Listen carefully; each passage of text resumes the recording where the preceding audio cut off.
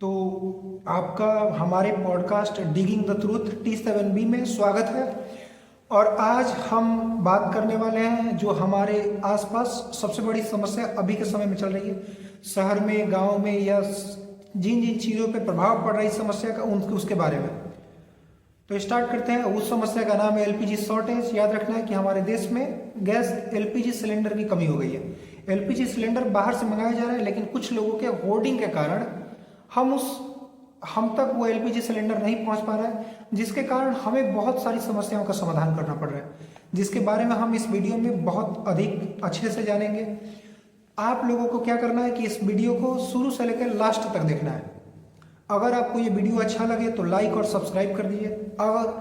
अगर आप सक्षम हैं तो इस वीडियो को जितना ज़्यादा हो सके शेयर कीजिए।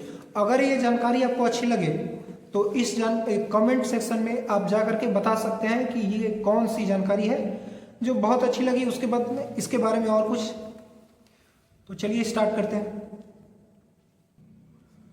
तो हमारा फर्स्ट पॉइंट है कि क्या हुआ है, कैसे हुआ है। तो हम बता देते हैं कि हमारे देश में कुछ दिनों से एलपीजी गैस या एलपीजी सिलेंडर की शॉर्टेज चल रही है, मतलब कमी चल रही है, जिसके कारण बहुत से हो सकते हैं, निवारण भी ढूंढेंगे हम लोग। लेकिन ये याद रखना है कि हर 5 साल या 10 साल के बाद ऐसी घटनाएं देखने को मिल सकती है।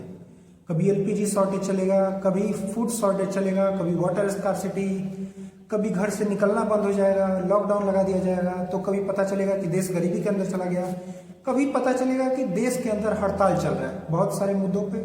जैसा कि हाल ही में हम लोग 10-15 दिन या 2-4 महीने से देख रहे हैं कि हर 15 दिन या 20 दिन के बाद बैंक में स्ट्राइक चल रहा है, बैंक वाले हड़ताल पे बैठ जा रहे हैं, बैंक बंद रह रहा है। और बता दें कि HDFC बहुत सारे पैसे लेकर के अपने वापस चला गया, ये भी एक कारण है। उसके बाद और बहुत सारे कारण हैं। सबसे पहले इस वीडियो में हम लोग जानकारी प्राप्त करेंगे कि एलपीजी शॉर्टेज क्या है, एलपीजी की कमी क्या है। उसके बाद एलपीजी की कमी का गरीब लोगों पर क्या प्रभाव पड़ा है, गरीब लोग किस तरीके से इस समस्या से जूझ रहे हैं। उसके बाद दूसरा हम लोग बात करेंगे इस एलपीजी शॉर्टेज का शिक्षा पे या भारत पे रह रहे शिक्षकों जो दूसरे स्थानों पे रह रहे हैं उन सब पे क्या प्रभाव पड़ रहा है, और स्कूलों पे क्या प्रभाव पड़ रहा है। उसके बाद बच्चों पे क्या प्रभाव पड़ेगा, सब मिला जुला करके ऑफलाइन एजुकेशन पे कितना प्रभाव पड़ेगा। उसके बाद में हम लोग बात करेंगे इस वीडियो में कि इसका रेस्टोरेंट और होटल्स पे क्या प्रभाव पड़ेगा, वो बंद क्यों किए जा रहे हैं। उसके बाद वहाँ के रह रहे लोगों में बेरोजगारी बढ़ रही है, इसके बारे में। उसके बाद हम लोग बात करेंगे कि इसका ऑनलाइन एजुकेशन पे कितना फायदेमंद प्रभाव या प्रॉफिट मार्क चल रहा है, मतलब इससे ऑनलाइन एजुकेशन वालों को कितना फायदा हो रहा है, ऑनलाइन एजुकेशन प्लेटफॉर्म पे कितने % एडमिशन बढ़ गए, वो सब कुछ। इसके बाद हम लोग बात करेंगे कि इसके पीछे मेन जो व्यक्ति है या मेन जो एंटिटी है वो कौन है, इसके बारे में भी जानकारी इसमें दी गई है। तो ध्यान रखना है। उसमें एक नाम याद रखना है, मीडिया भी। मीडिया का रोल भी बहुत अधिक है। उसके बाद में हम लोग जब बात करेंगे, इसमें समस्या तो है ही, इस समस्या का समाधान किस तरीके से किया जाए उसके बारे में भी इस वीडियो में हम लोग विस्तार से बात करेंगे।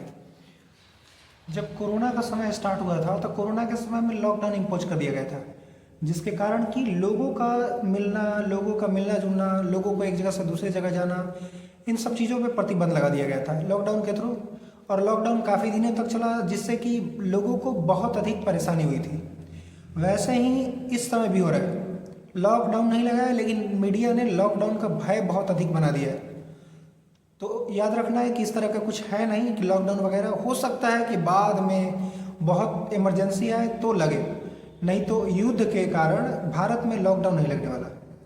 उसके बाद बता रहे हैं कि लॉकडाउन में जैसे शादियों में क्या होता था कि सब कुछ है, खाने के लिए व्यवस्था है, पैसे हैं, सारी व्यवस्थाएं हैं, लेकिन लोग नहीं इकट्ठा हो पाते थे, लोगों को इकट्ठा होना मना किया गया था। उसी प्रकार से अभी है, हमारे पास शादियों में आने के लिए सब लोग हैं। उसके बाद हमारे पास सभी तरह का व्यवस्था भी है, लेकिन खाने के साधनों पे कमी हो जा रही है, क्योंकि हमारे पास एलपीजी सिलेंडर नहीं है जिसपे कि खाना पकाया जा सके। तो उनके लिए कहा जाएगा कि आप कुछ और साधन का उपयोग करके इन सब का निदान करें। इसके बाद हम दूसरा प्रभाव देखते हैं। दूसरा प्रभाव है या दूसरा हमारा पॉइंट है कि गरीबों पे इसका क्या प्रभाव पड़ेगा।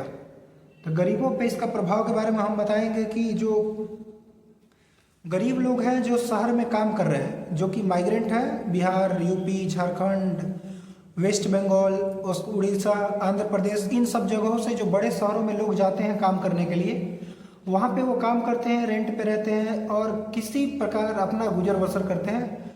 वो लोग क्या कर रहे हैं कि वो लोग वो जगह छोड़ करके वापस आ रहे हैं, क्योंकि उनके दिमाग में एक तरह का मीडिया के द्वारा खौफ बना दिया गया है, सोशल मीडिया के द्वारा खौफ बना दिया गया है कि हो सकता है कि सरकार लॉकडाउन लगाए और आप लोग वहीं पर फंसे रहेंगे, जिसके कारण कि वो लोग अपनी जगह को छोड़ के, अपनी कंपनी को छोड़ के, जहाँ काम कर रहे हैं वो सब काम छोड़ करके गाँव की तरफ भाग रहे हैं। वो सभी लोग अपने जल्द से जल्द गाँव पहुँच रहे हैं ताकि लॉकडाउन लगने पर उनको समस्या ना हो। लेकिन इस तरह का कोई समस्या अभी हाल फिलहाल में नहीं होने वाला, इसके बारे में हम बता रहे हैं।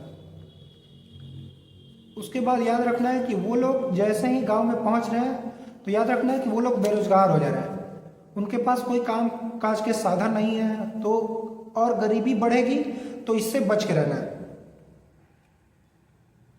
इसके बाद एक और प्रभाव है कि एलपीजी का जो ब्लैक मार्केटिंग हो रहा है, 1000 का एलपीजी 4000 का, 5000 का, कहीं कहीं 3000 का, इस तरीके से बिक रहा है।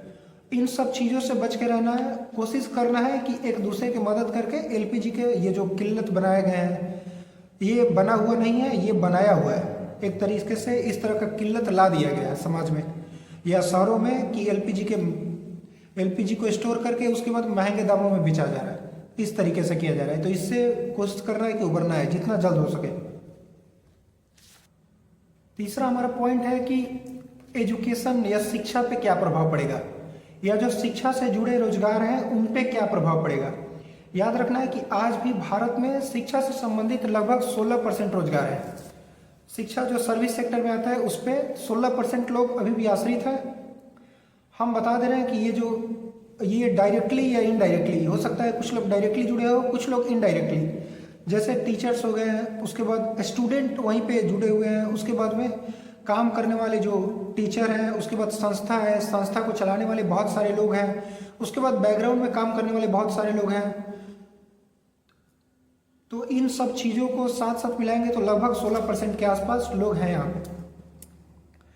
नेक्स्ट बता देते हैं कि ये शिक्षा पे किस प्रकार प्रभाव डाल रहा है।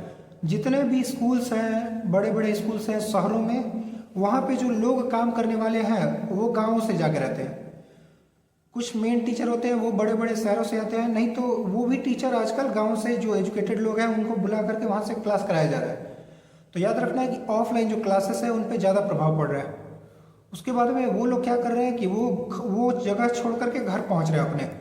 उसके बाद में उसमें जो क्लास करने वाले लोग हैं, जो कंपटीशन की तैयारी कर रहे हैं, एसएससी, रेलवे, यूपीएससी, बीपीएससी, आरजेपीएससी, उसके बाद यूपीपीसीएस, इन सब चीज़ों की जो तैयारी करने वाले लोग हैं, जो बच्चे हैं, वो सब एलपीजी के डिमांड बढ़ने के कारण, एलपीजी का जो रेट बढ़ा हुआ है उसके कारण वो थोड़े मोड़े घबरा गए हैं, जिसके कारण अपने घर पहुंच रहे हैं।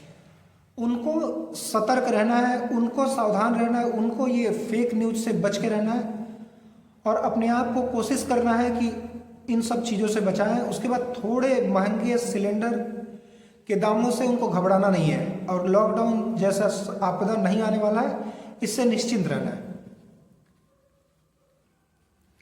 उसके बाद बहुत सारे कोचिंग और क्लासेस क्या हो रहे हैं कि बंद हो जा रहे हैं, टीचर्स चले जा रहे हैं, स्टूडेंट्स नहीं आ रहे हैं, तो क्या करेंगे वो लोग, क्लास बंद कर दे रहे हैं, जिसके कारण एजुकेशन पे बहुत अधिक प्रभाव पड़ रहा है।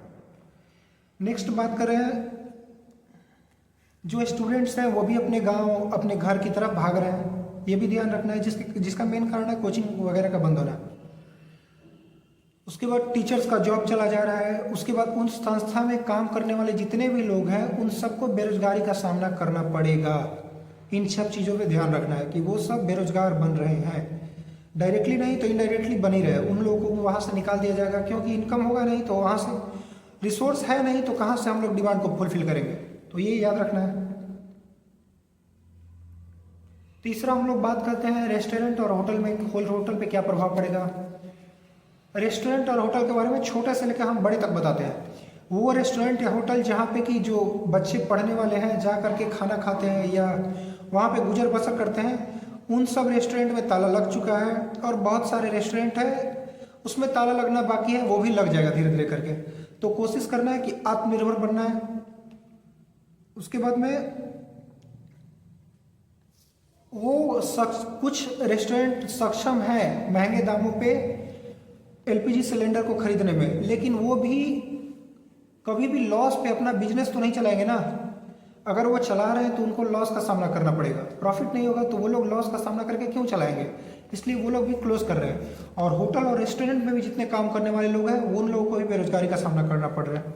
उसके बाद एक कारण और है रेस्टोरेंट और होटल का बंद होने का, वो याद रखना है कि जो बाहर से टूरिस्ट आते हैं एक स्टेट से दूसरे स्टेट में जो विजिट करने के लिए, घूमने के लिए, टूरिस्ट प्लेसेस पे घूमने के लिए जाते हैं, वो सब टूरिस्ट ये सोच करके नहीं जा रहे हैं, ये सोच करके घर से नहीं निकल रहे हैं कि हो सकता है रेस्टोरेंट बंद हो, होटल बंद हो, तो उन लोगों को भोजन कौन मुहैया कराएगा, उन लोगों को भोजन कहाँ से अवेलेबल होगा।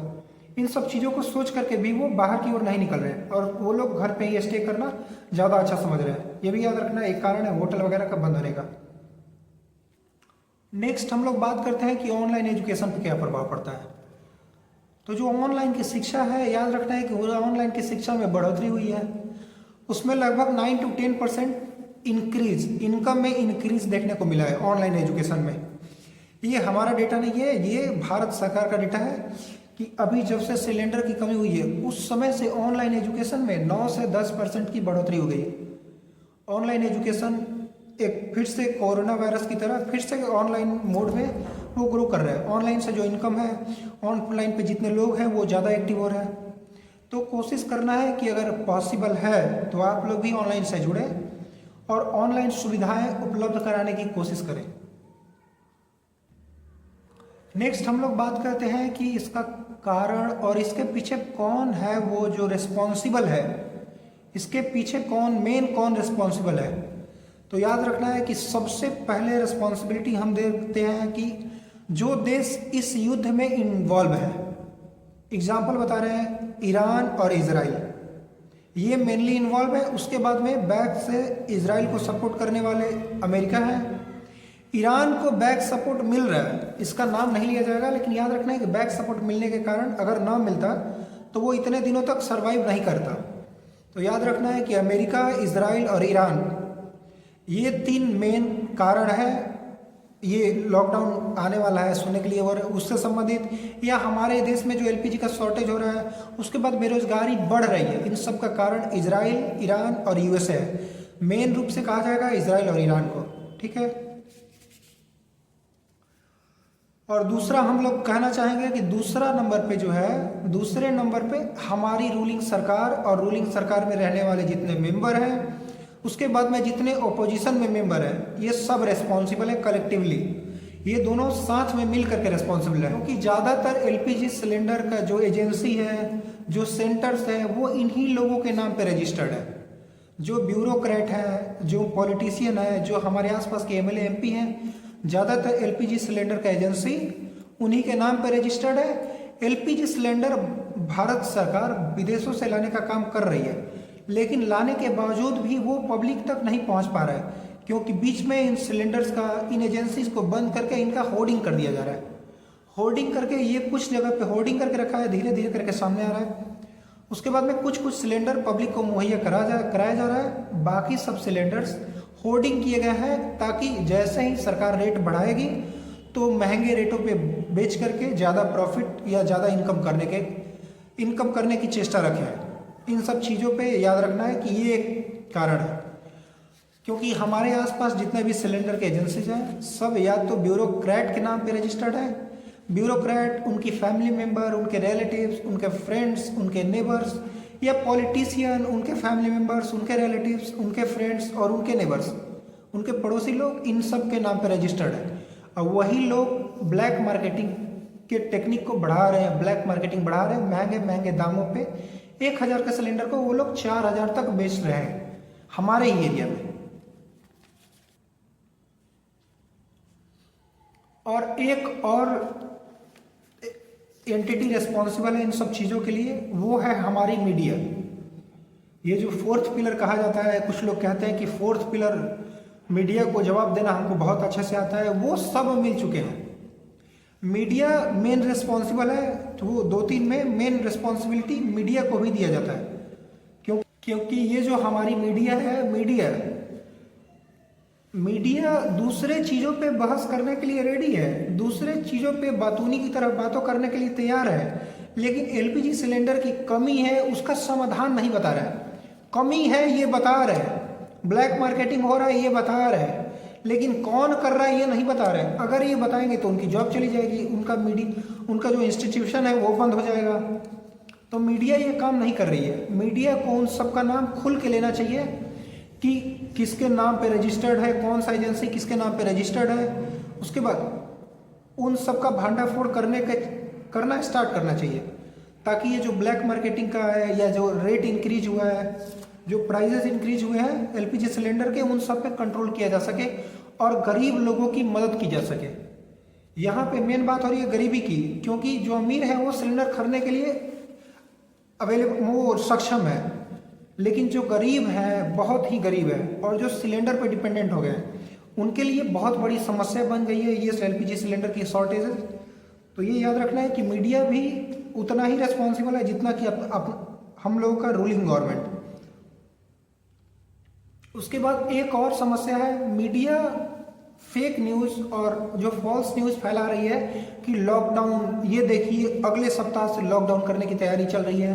भारत सरकार ने एकदम क्लियर नोटिफिकेशन दिया है कि अगले महीने में लॉकडाउन लगा दिया जाएगा। इस स्टेट में अगले महीने में लॉकडाउन इम्पोज हो गया। कुछ मीडिया तो इस हद तक आ गई है कि 1 महीने पहले से लॉकडाउन लग चुका है। तो मीडिया भी याद रखना है कि उतना ही रेस्पॉन्सिबल है जितना कि हमारी रूलिंग गवर्नमेंट, क्योंकि मीडिया को कंट्रोल करने का काम रूलिंग गवर्नमेंट को है। 4th पिलर को हम लोग फ्री छोड़ के रखें, इसका मतलब ये नहीं कि कुछ भी न्यूज़ जो फॉल्स न्यूज़ है उस पर कंट्रोल करना चाहिए गवर्नमेंट को, या हमारी जुडिशियरी को, जो जजेज हैं, न्यायालय है, कोर्ट है, उन सबको चाहिए कि ये जो फॉल्स न्यूज़ पे कोई एक्ट बनाए और इन सब को जितना जल्द हो सके पकड़ के अंदर कर दे, जेल के अंदर डाल दे और कड़ी से कड़ी सजा बनाए, 5 साल 7 साल 10 साल नहीं हो सके तो, और इन सब पे सैंक्शन लगाए या बंद कर दें इन सबको। इन सब चीज़ों पे न्यायालय को भी काम करना चाहिए। उसके बाद शहर के लोगों के लिए एक निर्देश है, शहर में जितने रह रहे लोग हैं उनको क्या करना है कि अगर वो सक्षम है, इलेक्ट्रिसिटी उनके घर आ रही हो, तो वो लोग इलेक्ट्रिक ओवन का यूज करके खाना पकाएं, सिलेंडर पे आश्रित न रहें और सिलेंडर को लेकर के महामारी जैसी समस्या को उपलब्ध ना करें, ये ध्यान रखना है। उसके बाद फॉल्स न्यूज़ या फेक न्यूज़ जो फैला रहे हैं उनके बारे में भी एक सबसे अच्छी बात है, याद रखना है आप लोगों के लिए गवर्नमेंट काम कर रही है। आप लोगों को जितना जल्दी पकड़ के कॉलर अंदर कर दे जेल के अंदर, वो आप बस हम लोग देख रहे हैं, हम लोग वेट कर रहे हैं उस समय का, जब हम लोग देखेंगे कि मीडिया के लोगों को या जो फॉल्स न्यूज़ या फेक न्यूज़ फैला रहे हैं कि लॉकडाउन लग गया है, लॉकडाउन लगने वाला है, लॉकडाउन तो 1 महीना से चल रहा है। इन सब चीज़ों पे जो काम कर रहे हैं आप लोग सतर्क रहें, आप लोगों पे एक्शन लिया जाने वाला है। पब्लिक आपको रास्ते चलते कूटेगी, इसका भी ध्यान रहे। और इसी के साथ आज का सेशन हम समाप्त करते हैं। ध्यान रखना है, मैंने जितने चीज़ों को बताया सभी चीज़ों को ध्यानपूर्वक सुन के और आपको इस पे काम करना है। अगर ये वीडियो आपको अच्छा लगे, ये जानकारी दिया हुआ आपको अच्छा लगे, तो आपको क्या करना है कि अपने दोस्तों को, अपने फैमिली के मेंबर्स को, अपने रिलेटिव्स को, अपने नेबर्स को इन सब चीज़ों को भेजिए ताकि उनको इनकी जानकारी प्राप्त हो सके। और इन सब चीज़ों के साथ आज का सेशन समाप्त करते हैं। धन्यवाद।